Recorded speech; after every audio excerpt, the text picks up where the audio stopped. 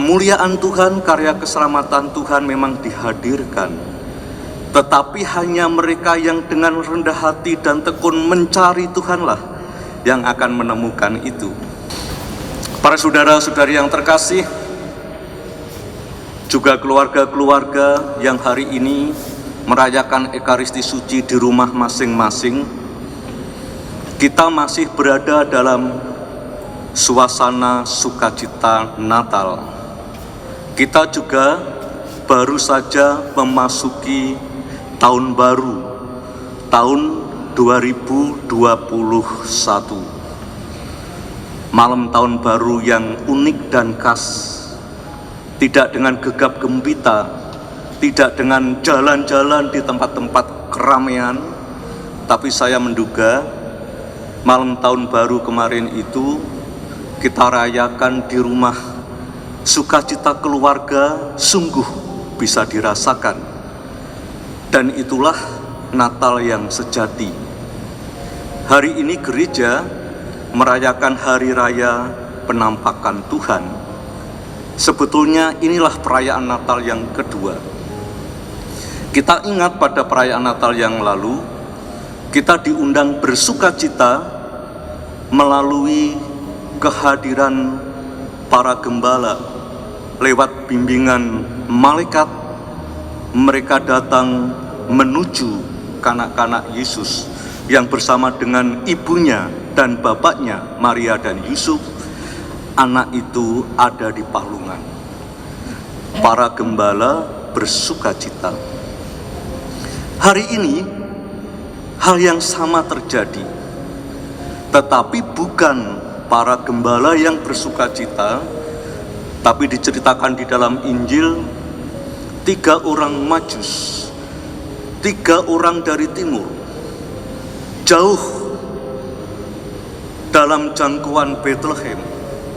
Mereka datang dalam bimbingan bintang, dan ketika berjumpa dengan Yesus di palungan, mereka memiliki sukacita dan kegembiraan yang sama. Mereka bersyukur, kemudian mempersembahkan yang terbaik kepada Sang Raja, yaitu Yesus yang baru saja lahir di palungan. Para saudara-saudari yang terkasih, perayaan ini menjadi penanda penting atas iman kita. Dan bagi kita percaya betul karya keselamatan Tuhan itu dihadirkan untuk semua orang. Tuhan menghendaki semua orang diselamatkan.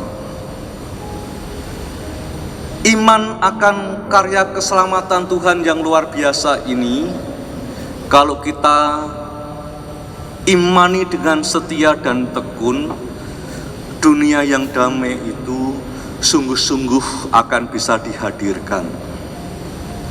Tuhan tidak hanya milik kita. Tuhan tidak hanya milik orang-orang Yahudi. Bukan hanya milik bangsa Israel. Tetapi Tuhan ternyata milik semua orang. Tuhan milik para bangsa. Dan itulah yang kita rayakan pagi hari ini. Dan kalau kita berani mengimani lebih lanjut, saudara-saudari yang terkasih, Tuhan tidak hanya milik orang Katolik. Tuhan tidak hanya milik orang yang dibaptis. Tentu saja Tuhan punya cara untuk bisa menghadirkan karya keselamatannya bagi saudara-saudari kita di luar sana.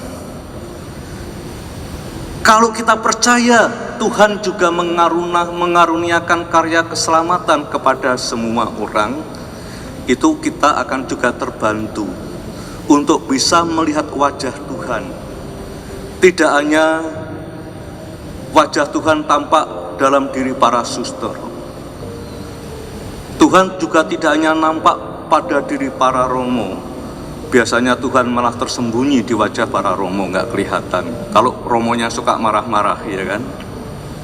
Tuhan juga tidak hanya tampak dalam diri orang-orang yang rajin ke gereja.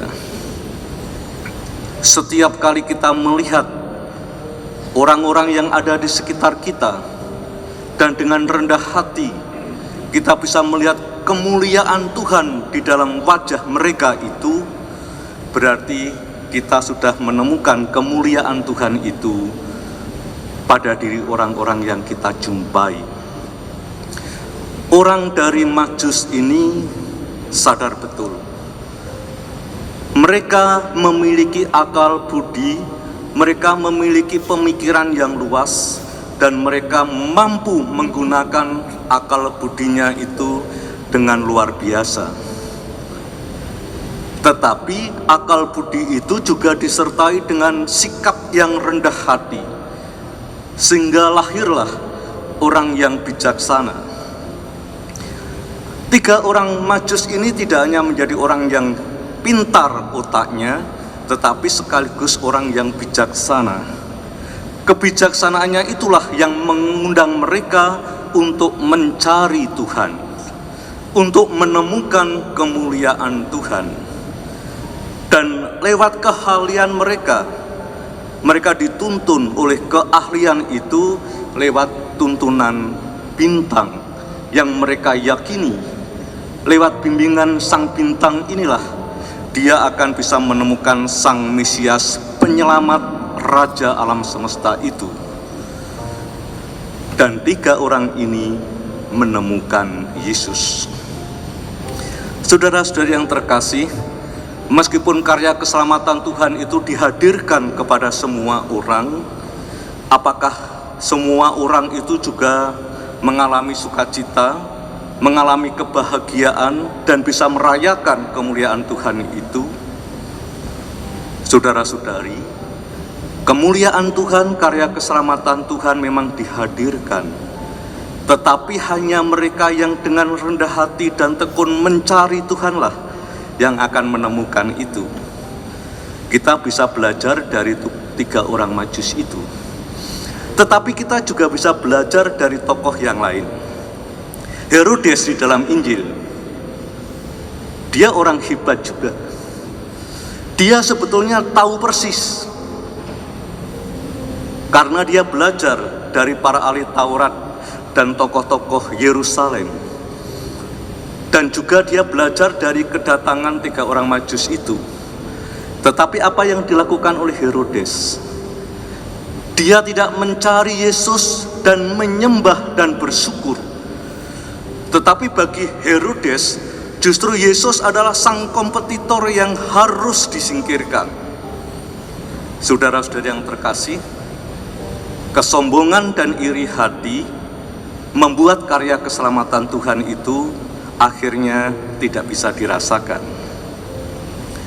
Hampir sama dengan orang-orang ahli Taurat dan imam-imam kepala tadi. Dia sudah punya kitabnya, dia sudah bisa menjelaskan sang Mesias itu, tetapi hanya ada di otaknya, tetapi tidak masuk ke dalam hatinya seperti Bunda Maria yang melihat, merenungkan ke dalam hatinya.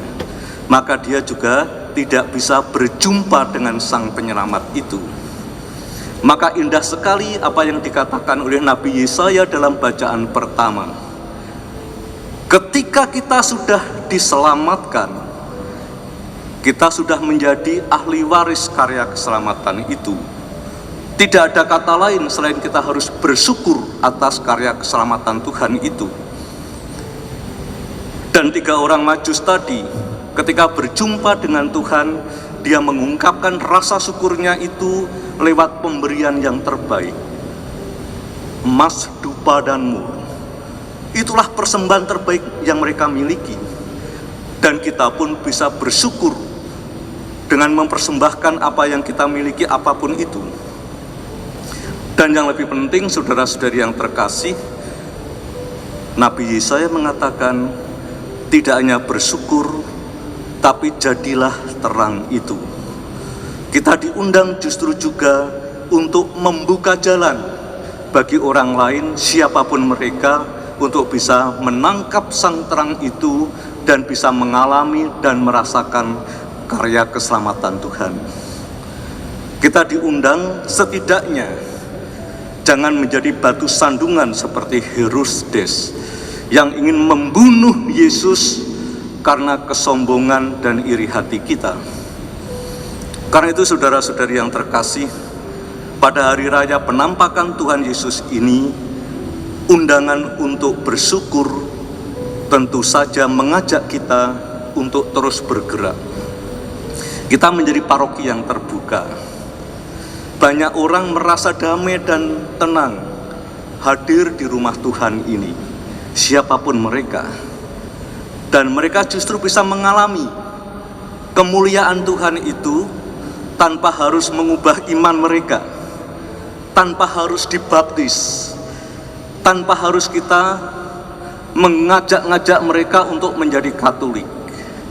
Ketika kesaksian hidup kita bahwa kita menghadirkan damai, kita menghadirkan sukacita, dan apa yang kita hadirkan itu membuka jalan bagi banyak orang untuk bisa mengalami kemuliaan Tuhan lewat cara mereka masing-masing, berarti kita sudah menjadi ahli waris karya keselamatan Tuhan itu yang kita hadirkan di dalam sikap hidup kita yang terbuka itu.